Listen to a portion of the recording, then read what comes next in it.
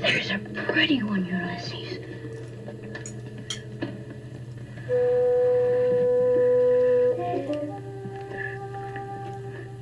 There it is. Hey BookTube, I'm Shawn the Book Maniac. Welcome back to my channel. Here I am in a very sober state of mind, and I have just taken my first sip of wine, so I mean that in all possible connotations of the word sober. But I want to tell you about a novella that I read. It was a buddy read with Lukáš of Totally Pretentious.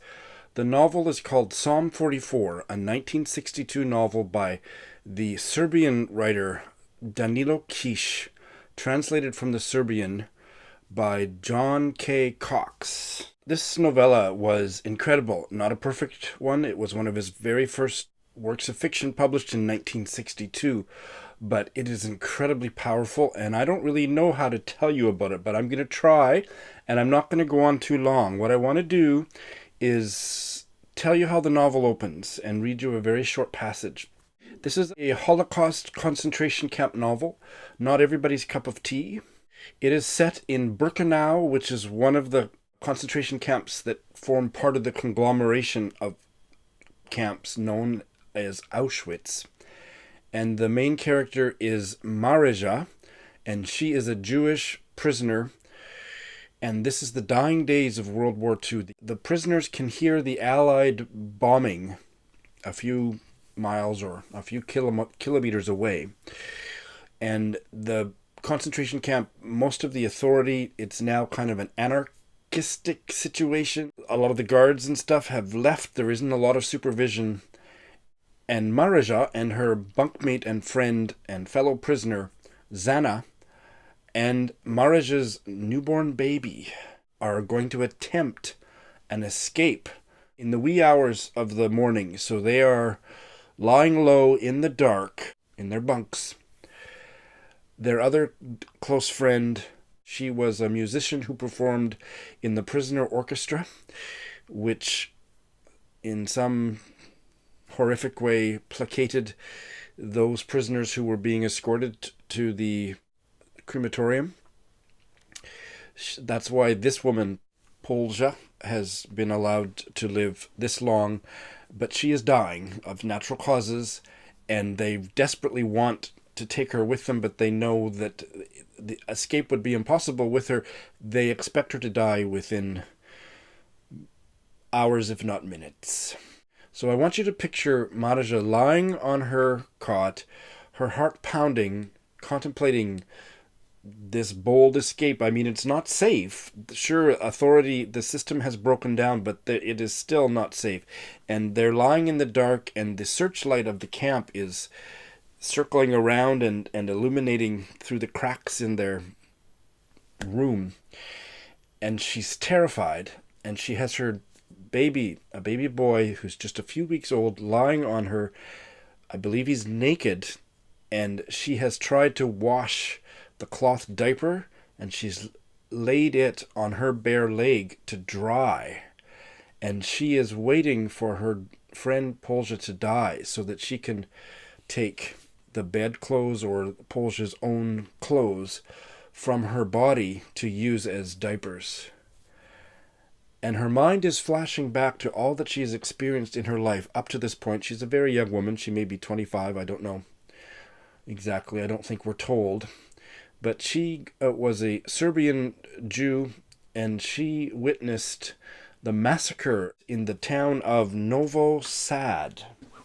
And at this time, what is now known as Serbia was a contested area that had originally been under Austro-Hungarian and then Hungarian control, and was then taken over by Germany. And in the middle of all that, in 1942, the Hungarian troops perpetrated an obscene massacre of Jews and Serbs in that town. And this is an autobiographical experience of the writer Danilo Kiš. He witnessed it. His father was rounded up and in line to be slaughtered and drowned, but there were so many bodies in the river that his life was spared. He later died. Danilo Kiš's father later died in Auschwitz. So our protagonist, Marija, is reflecting back on some horrific scenes that she witnessed during this massacre and her imprisonment, and how she came to be with child. I can't remember the last time I was pulled so deep into a character's body, mind, and what's the other word that isn't going to be a ridiculous word? Soul, spirit, yearnings, and trepidation. It's just incredible. And it's done using really awkward linguistics. The translation, I think, is masterful, and the translators afterward really helped me to see what Kiš was up to in representing the chaos of her thoughts and memories in infelicitous phrasings, because that's what it was like for her to remember, be, and fear and hope for the future. I just was blown away by it.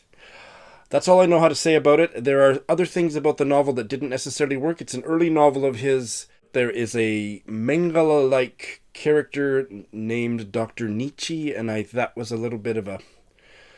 didn't necessarily sit well with me or other readers. There is a...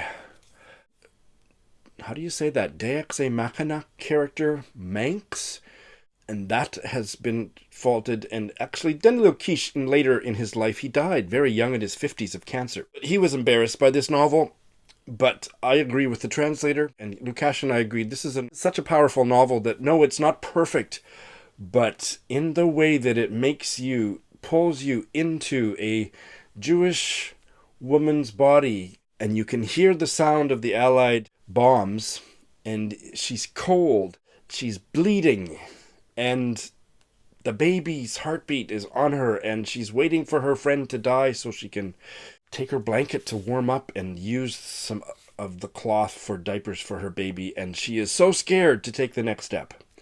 And she has so much hope that you cannot experience as anything sentimental or mushy, because it is laced through all of this other visceral horror. It's beautiful. It's so powerful, and it's so beautiful. I don't have any words to say any more than that. So no spoilers, but it's not a spoiler to say that the escape is attempted. Here is a short passage near the beginning of that attempt, when they've actually taken some steps towards getting out of Birkenau. So the she here is Marija, and she only felt a sharp pinch in her heavy shoes, and that was all. But the sensation that followed, and it came immediately after she forced herself to let go and grasped that she was on firm ground, was that every one of these steps she was now taking, after so long a wait, was being taken by her free will alone, free of commands, free of inspections, albeit still accompanied by the fear of sneak attacks, and pervaded by such a sense of ease that she no longer felt her tight boots and the weight of her steps. And she hardly even felt her fear, or at least not the same fear that she almost always felt up to the present moment, the fear of events developing so as to carry her along without a single iota of involvement on her part. This new kind of fear, she thought, is the kind that men feel. And Zana, of course. She called it active fear. It was something completely different. Her hands were on at least one of the levers controlling these events. Thanks for watching.